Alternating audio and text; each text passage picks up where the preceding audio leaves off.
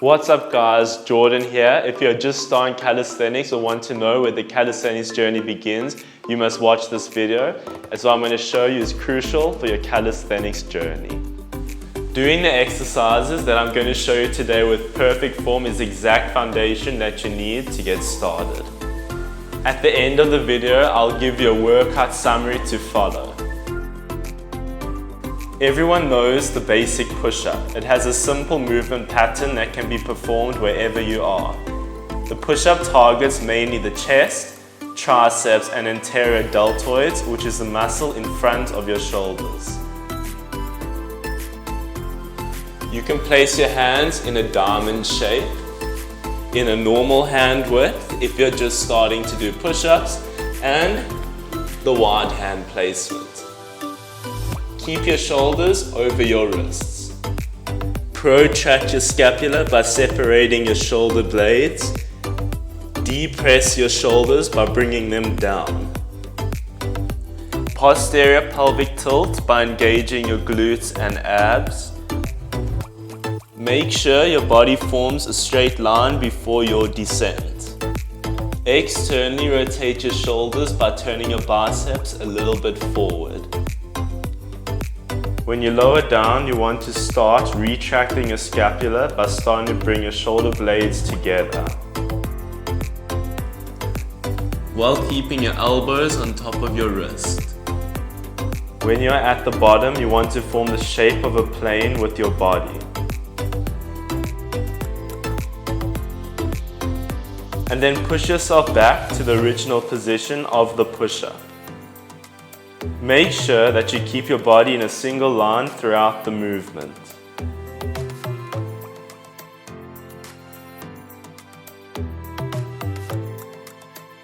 Firstly, we're going to start off with knee push-ups. So go onto your knees, walk your hands forward, and make sure to lean your body a little bit forward so you're not going down like this, where your elbows are going to be flaring towards the side. So from here on your knees, walk your body forward a little bit, and from here engage your core, lower down and up.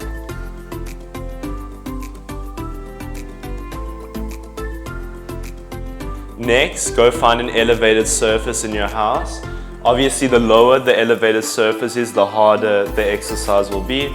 So from here, go on your elevated surface. Remember all the technical points I pointed out before, and do the push-up.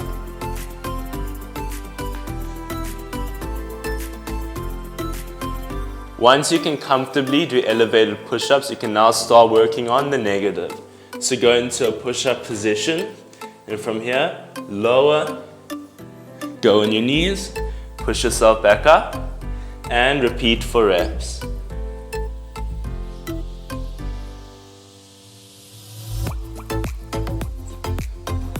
This step is not crucial, but if you're still struggling to bridge the gap between the eccentric and the actual push-up, resistance band with a pull-up bar is the way to go. Throw the resistance band over the bar and loop it through the middle of the other side of the band. From here, once you grab the band, put it by your waist. Now, go into the push-up position.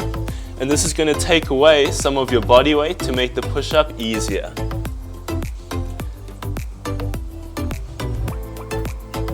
And after you have completed the previous steps, you are now at the beginning of your calisthenics journey with your first push-up.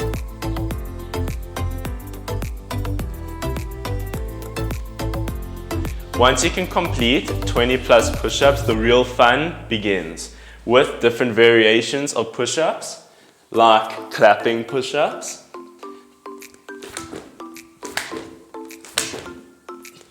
park push-ups,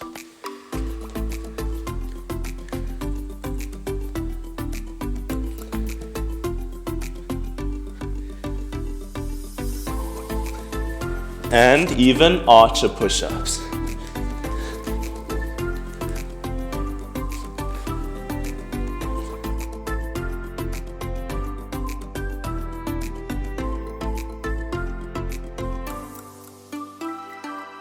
The pull-up is one of the best exercises you can do for your back, biceps, and posterior deltoids, which is the muscle at the back of your shoulder.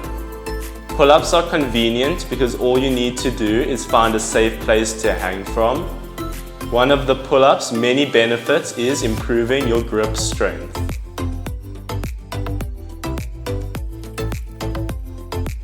Grab the bar a bit wider than shoulder width.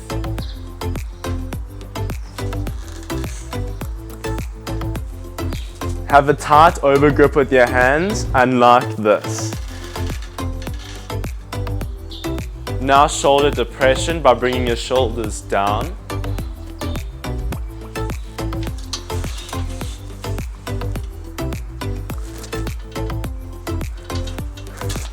Now, after that, you're going to retract your scapula in the pulling phase by imagining you have a pencil between your shoulder blades that you want to squeeze with your scapula.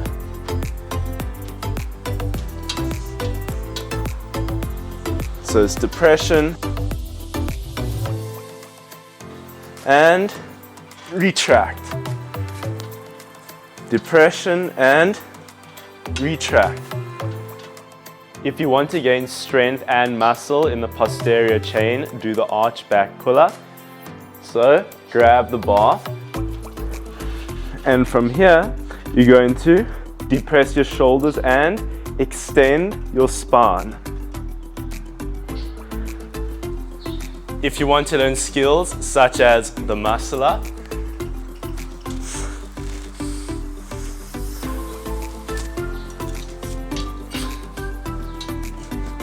or you just want to work your core a little bit more, I would recommend the hollow body pull-up.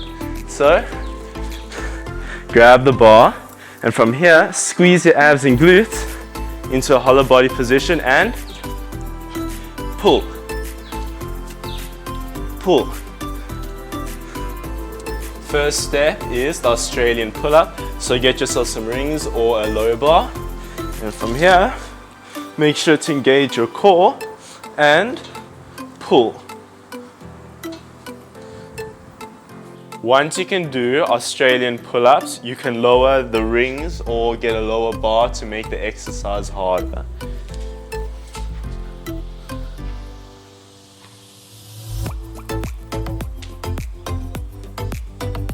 Next are the jumping negative pull-ups. We're going to jump and pull at the same time and lower the negative as slow as you can.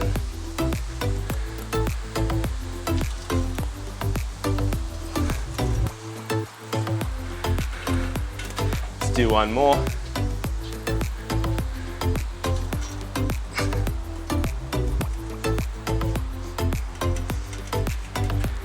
Now to bridge the gap between the pull-up and the jumping negative pull-up, get yourself a band and do assisted pull-ups.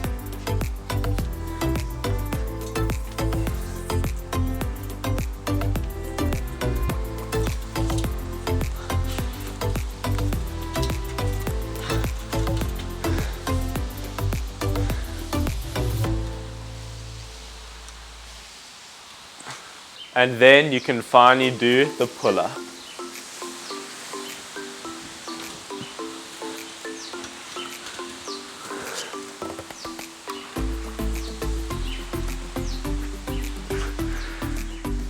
Once you start getting comfortable with pull-ups, you can now start working on different pull-up variations like the high pull-up, which will help you get your muscle up.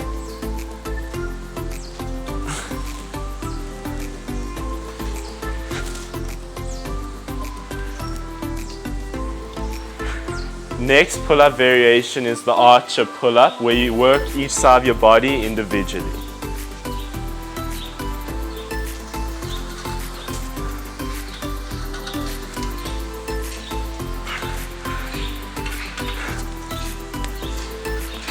And lastly, the chin-up.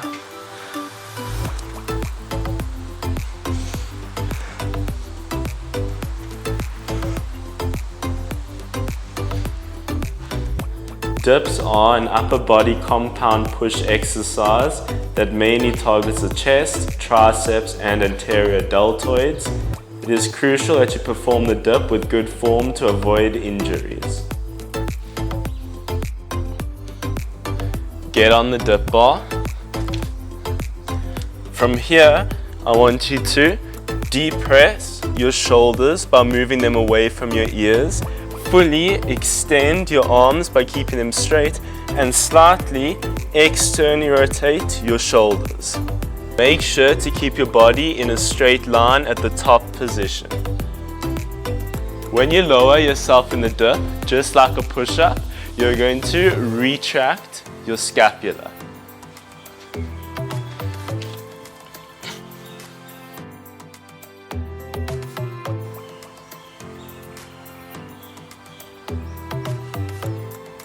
Make sure your wrist and forearm are in a straight line at the bottom of the dip.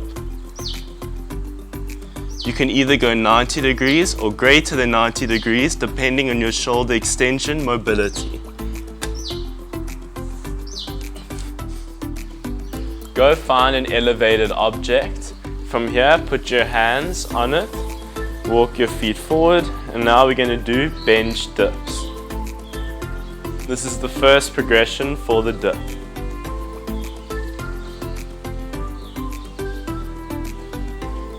Get two elevated objects. In this case, I'm using parallel. Go put your hands on the one and your feet on the other. And now we're going to do elevated bench dips.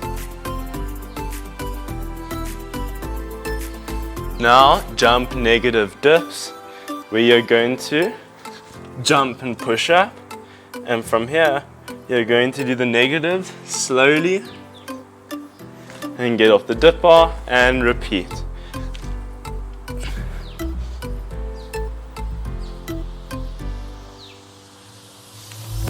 Put your foot on the bottom portion of your resistance band, otherwise it'll make the dip too easy.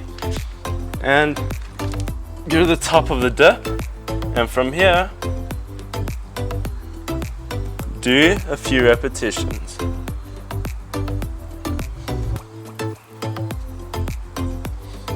And at this stage you should be ready to do your first dip.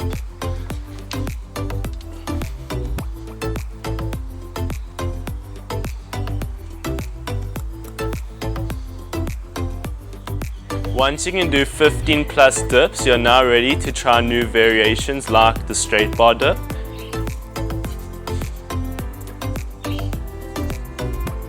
Explosive dips.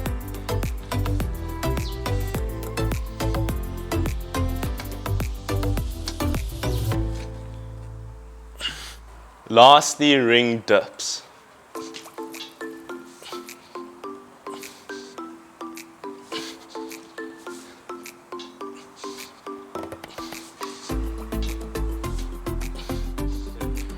We can't forget about lower body, so now it's time to work on squats. Start with your feet slightly wider than shoulder width apart.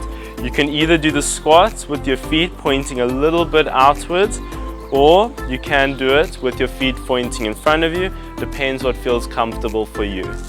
Before you start the squat, look with your head a little bit upwards. Keep your chest up when you're doing the squat, and also remember to engage your core.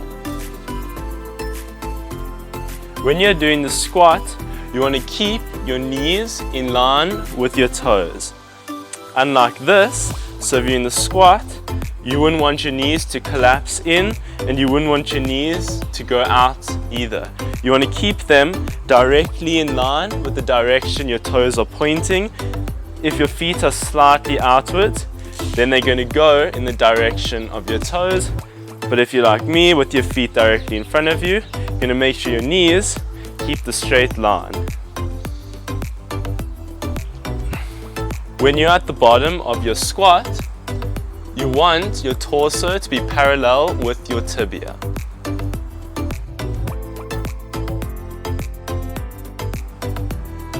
First progression, you're going to find preferably a chair to put behind you, and you're going to squat, sit back, and come up.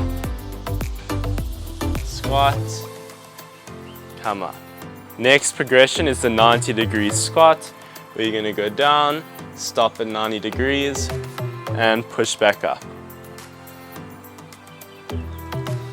Now you're ready to go for past 90-degree squats.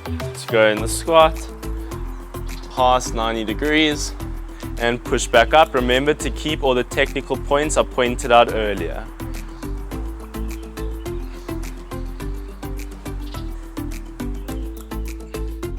Once you can perform squats comfortably, you're now ready for jump squats.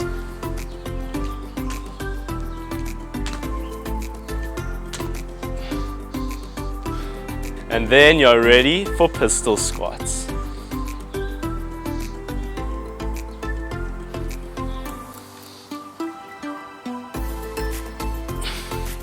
The handstand is one of the first calisthenics skills that you should look at learning, because you learn how to control your body in an inverted position, which is important to learn future calisthenics skills, balance, and also endurance.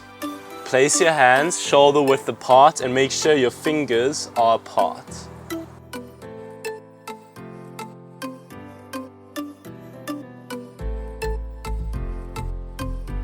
First progression for the handstand is the park hold. Put your hands shoulder width apart. Put your feet together, your hips up, and from here, walk your feet forward as well as shifting your body weight over your hands. Once you can hold that comfortably, you can elevate your feet, which is going to put more body weight onto your shoulders.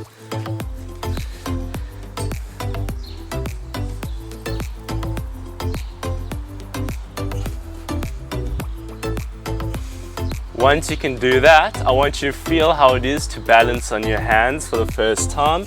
So we're going to do a frog stand. So you're going to put both your legs onto your elbows while bending your arms. Last progression is to do the handstand against the wall.